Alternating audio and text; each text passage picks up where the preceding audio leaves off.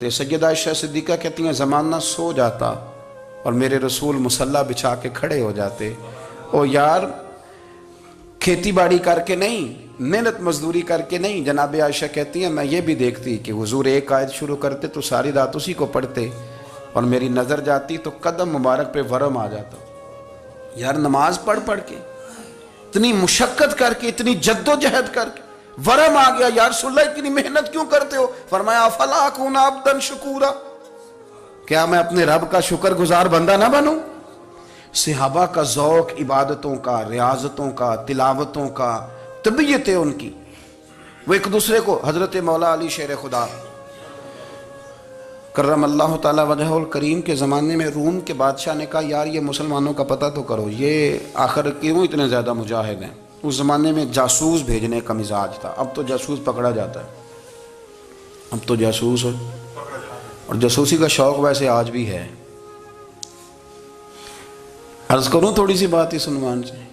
پتہ کیا ہمارا مسئلہ ہے؟ ہم جہاں جاتے ہیں نا وہاں تھوڑی خوشبو سونگنے کی کوشش کرتے ہیں. وہ کیا ہے تو یہ کیا ہے تو ادھر کیا ہے تو تھوڑا سا ادھر کیا ہے. میرے رسول پاک پڑھیے درود شریف، سارے پڑھیے ذرا زور سے صلی اللہ تعالی. نبی پاک علیہ السلام نے فرمایا جاسوسی نہ کرنا ورنہ تم بندوں کو خراب کر دو گے. اور فرمایا اس طرح نہ ہو کہ تم کسی کے آپ کھول نہ نکلو تو تمہارے پہلے کھول جائیں. یہ جو ذوق ہے نا یہ ختم کریں، چھوڑیں. مطلب آپ کس چکر میں پڑے ہوئے ہیں؟ اتنی زیادہ توجہ کرنے کی کیا ضرورت ہے؟ نے کام سے کام رکھیں، اس میں بندہ تھوڑا سا نا آسان رہتا ہے. یہ جو بہت زیادہ ٹٹولنے والے لوگ ہوتے ہیں نا وہ بیچارے پھر عمر ٹٹولتے ہی گزار دیتے ہیں، اس لیے کہ مزاج ہی بہت پکا ہے. بوری کا منہ کھول کے اندر تک ہاتھ ڈالنا تو پھر کئی دفعہ سامنے سے بچھو بھی لڑ جاتا ہے، خرابی ہوتی ہے. تو جاسوسی کی جاتی تھی. اس نے بھی جاسوس بھیجے کیونکہ قبیلوں کے لوگ تھے، کچھ مسلم کچھ کافر، پہچانے نہیں جاتے تھے لوگ. تو کچھ لوگ اس نے بھیجے، انہوں نے آ کے نا تحقیق کی، ریسرچ کری کہ آخر ماجرا کیا ہے. تو واپس جا کے انہوں نے رپورٹ دی نا روم کے بادشاہ کو. اس رپورٹ کا ایک جملہ بڑا شاندار ہے. وہ کہنے لگا بادشاہ ہمیں مسلمانوں کی کوئی سمجھ نہیں آئی، ہمیں کوئی سمجھ نہیں آئی. انہوں نے کہا بھئی کیوں نہیں سمجھ آئی؟ کہنے لگے یار عجیب بندے ہیں، جب رات مصلی پہ بیٹھتے ہیں تو یوں لگتا ہے ان کا دنیا سے رشتہ ہی کوئی نہیں، کوئی کسی کو نہیں جانتا. کوئی اپنے دکھ سنا کے رو رہا ہے، کوئی اپنی بات کر کے رو رہا ہے. لگتا ہے کہ ان کا کوئی رشتہ ہے ہی نہیں جب مصلی پہ بیٹھتے ہیں. اور فرمایا جب سویرے یہ جہاد کرنے نکلتے ہیں تو لگتا ہے ان سے زیادہ دلیر ہی کوئی نہیں. حالانکہ جو مصلوں پہ رونے دھونے کے لوگ ہوتے ہیں وہ کئی دفعہ جہاد میں کام نہیں کرتے، لیکن عجیب لوگ ہیں کہ رات کے راہب ہیں دن کے مجاہد ہیں، کوئی سمجھ نہیں آتی. میرے عزیز ان لوگوں نے مصلی آباد کر کے رکھا، تلاوتیں ان کا ذوق رہی، منظر روز پڑھنا، اسباق پڑھنا، وظائف پڑھنا، یہ ان کا ذوق رہا. اعلیٰ حضرت بریلوی رحمت اللہ نے 1000 کتاب لکھی ہے، لیکن الوظیفۃ الکریمہ کے نام سے جو وہ صبح و شام وظائف پڑھتے تھے وہ الگ انہوں نے ان کو بیان کیا. پابندی کے ساتھ اپنی اللہ اللہ کرتے. شیخ شہاب الدین سہروردی رحمت اللہ علیہ اس پر ایک بندے نے اعتراض کیا. اس نے کہا جی آپ کس قسم کے صوفی ہیں، مرید بیٹھے ہیں اور آپ وہاں نفل پڑھ رہے ہیں؟ یہ بھی بڑا مسئلہ ہوتا ہے نا. جو بندہ ملنے آتا ہے وہ اپنے ٹائم کے حساب سے آتا ہے، اور پھر اس کا یہ بھی خیال ہوتا ہے کہ پیر صاحب جو ہیں وہ چونکہ درویش ہیں تو نہ انہیں روٹی کھانی چاہیے نہ سونا چاہیے، چونکہ وہ درویش ہیں، اور ہم چونکہ درویشوں کے ماننے والے ہیں لہذا ہمارا یہ طریقہ ہونا چاہیے کہ جیسے ہم کہیں درویش ویسے ہی کر جائے. حالانکہ جس کو آپ درویش کہیں گے آپ اس کی مانیں گے، آپ منوائیں گے نہیں. ہمارا مزاج ہوتا ہے. شیخ شہاب الدین پر لوگوں نے اعتراض کی، حضور لوگ ملنے آئے ہیں، زیارت کرنے آئے ہیں، یہ بندے دعا کرانے آئے ہیں، اللہ اللہ کرانے آئے اور آپ نفل پڑھ رہے ہیں. کیا جملہ ہے، کیا حسن ہے، کیا خوبصورتی ہے. فرمانے لگے رب رسول سے مانگنے کے لیے مصلی بچھایا ہے، اگر وہاں سے مانگوں گا نہیں تو تمہیں دوں گا کیا؟ پہلے مجھے کچھ لے تو لینے دو، اگر میرے پلے کچھ ہے ہوگی تو آگے دوں گا نا. تو میں مانگنے گیا تھا کہ یا اللہ دے تیرے بندے لینے آئے دے، تو میں کچھ لوں گا تو آگے دوں گا نا. لیکن ہمارا یہ سٹیٹس، یہ مزاج، یہ شعور نہیں ہے. گپیں، کہانیاں، داستانیں، گفتگو، خطابت، واز، کیا بات. لیکن اگر کچھ کرنے کا کام ہو تو وہ نہیں ہم سے ہوتا. میرے نبی کریم علیہ السلام نے مصلی سے دل لگانے کا درس دیا. حضور نے توجہ دلائی. صحابہ اس ذوق کے حامل لوگ تھے وہ کوشش کرتے تھے جناب صدیق اکبر رضی اللہ تعالیٰ عنہ کا عبادت کا مزاج ہمیشہ قائم رہا. حضرت عمر فاروق ساری رات اللہ کے حضور کھڑے رہے. حضرت عثمان غنی رضی اللہ تعالیٰ عنہ عشاء کی نماز پڑھ کے 2 رکعتوں کی نیت باندھتے تھے. 15 سپارے پہلی رکعت میں پڑھ دیتے تھے اور 15 سپارے قرآن مجید کے دوسری رکعت میں پڑھ دیتے تھے. آپ نے نا حضرت عمر فاروق کے وصال کے بعد ان کی ایک بیوہ سے نکاح کیا.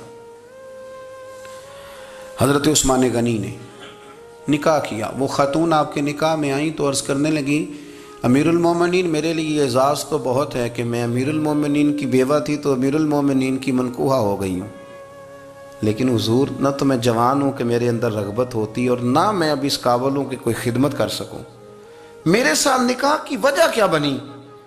تو عثمان غنی رو پڑے. فرمانے لگے میں نے عمر فاروق کو مسجد میں اپنے رب سے ڈرتے ہوئے دیکھا ہے، میں نے اسے روتے ہوئے دیکھا ہے، عدل کرتے دیکھا ہے، انصاف کرتے دیکھا ہے، امت کی خیر خواہی کرتے دیکھا. تمہارے ساتھ نکاح اس لیے کیا ہے کہ تم مجھے یہ بتاؤ کہ عمر فاروق گھر کے اندر اپنے رب کو کیسے راضی کرتے تھے، گھر کے اندر کیسے راضی کرتے تھے، وہ طریقے بتلاؤ، تم بتاتی جانا اور میں بھی اسی طرح گھر میں عبادت کروں. میرے رسول کریم علیہ السلام نے ارشاد فرمایا، حضور فرمانے لگے جس گھر میں اللہ کا ذکر ہوتا ہے وہ گھر زندوں کا ہے، اور جس گھر میں رب کریم کا ذکر نہیں ہوتا وہ گھر زندوں کا نہیں ہے. گھر نا ہم نا کتابوں میں پڑھتے ہیں کہ ایک بزرگ کہتے ہیں، حضرت فضیل بن عیاض کہتے ہیں کہ میں ایک گلی سے گزر رہا تھا تو گھر کے اندر کسی قاری صاحب نے قرآن کی آیت پڑھ دی ولی من خاف مقام ربہ جنتان. میں تے میرے کانوں سے ٹکرائی تو اللہ نے میری کایا ہی پلٹ دی، میں توبہ کر گیا. اب گھر کے اندر سے آواز آئے تو صحیح نہ تلاوت کی، پر اندر سے آواز آتی نہیں، یا ڈیک بجنے کی آواز آتی ہے، یا ٹی وی چلنے کی آواز آتی ہے، یا دھوم مچانے کی آواز آتی ہے. عبادت کا وہ جو خاص شوق تھا، وہ جو حسن تھا، وہ جو توانائی تھی، وہ جو بات تھی.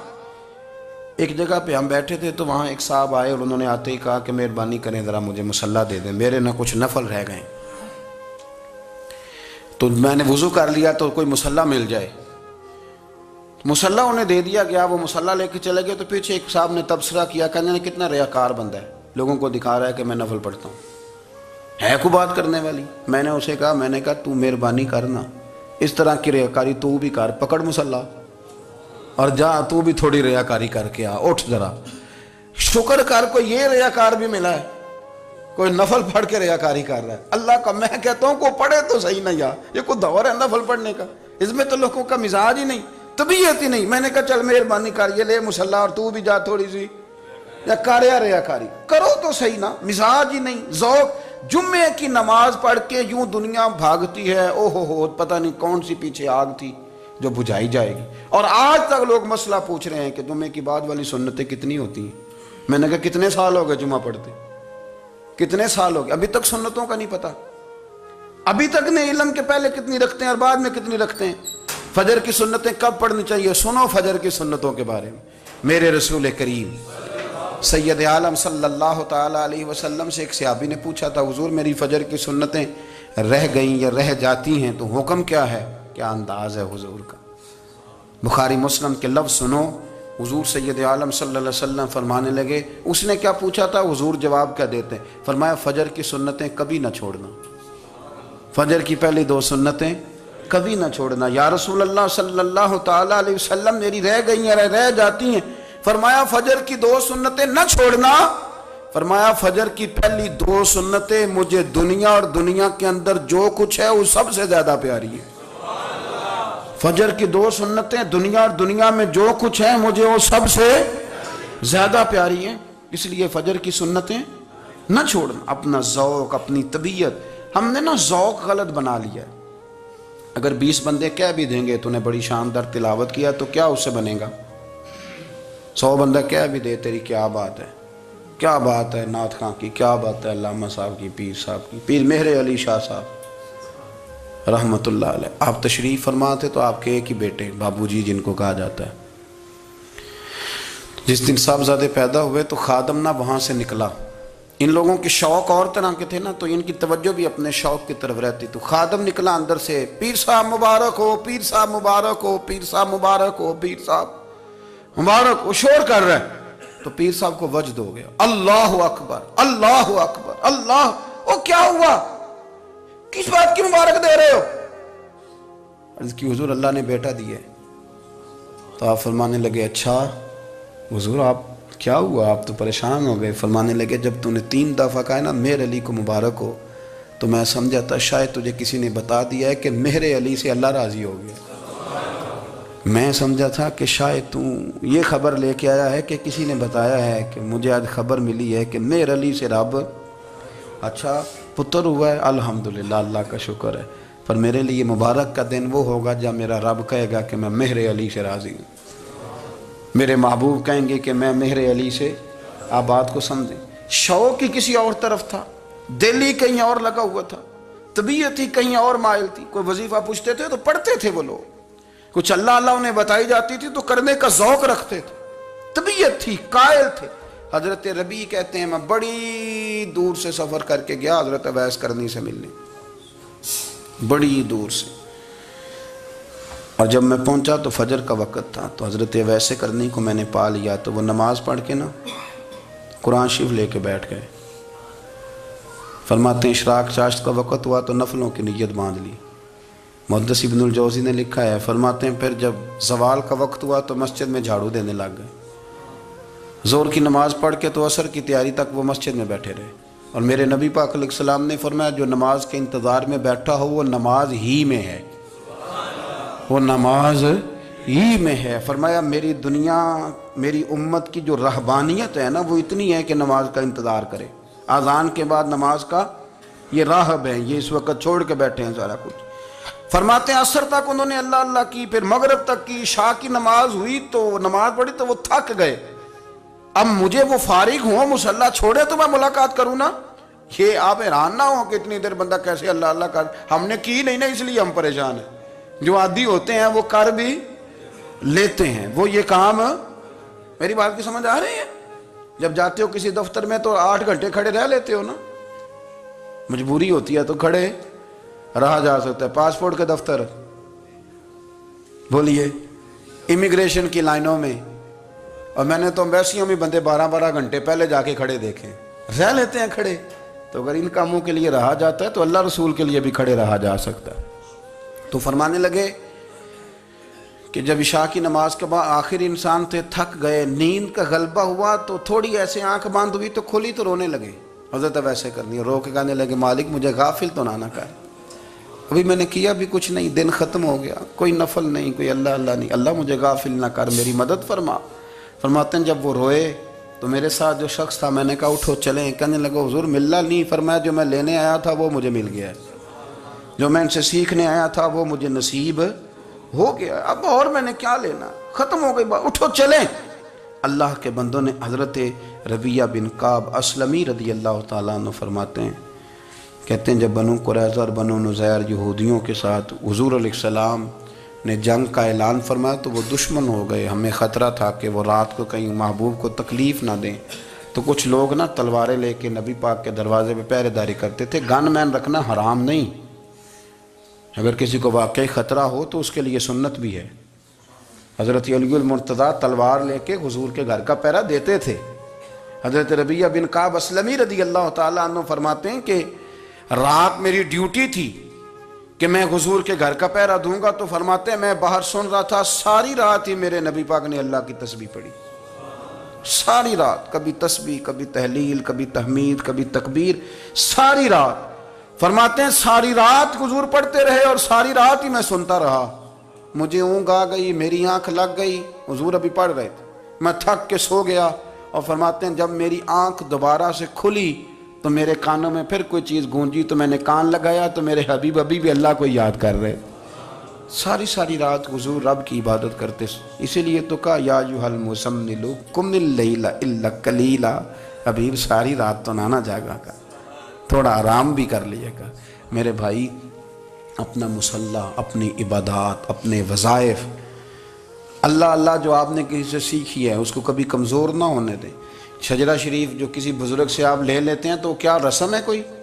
اس پہ کچھ لکھا ہوتا ہے، وہ پڑھنے کے لیے دیا جاتا ہے، اس پہ لکھا ہوتا ہے کہ یہ اللہ اللہ آپ نے کرنی ہے۔ ساری زندگی کسی اسکول میں داخل ہو گئے اور وہاں جا کے آپ نصاب ہی نہ پڑھیں، کتاب ہی نہ کھولیں تو پاس ہو جائیں گے؟ وہ کہتے ہیں میں 20 سال جاتا رہا ملا کچھ نہیں. تو آپ نے لیا کیا ہے؟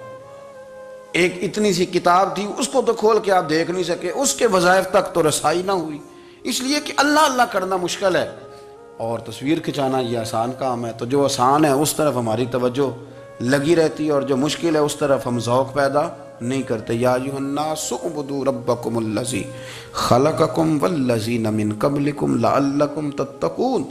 اے لوگو اس رب کی عبادت کرو جس نے تمہیں پیدا کیا اور تم سے پہلوں کو پیدا کیا، اس لیے عبادت کرو کہ تم پرہیزگار ہو جاؤ گے. مالک سمجھنے کی توفیق عطا فرمائے.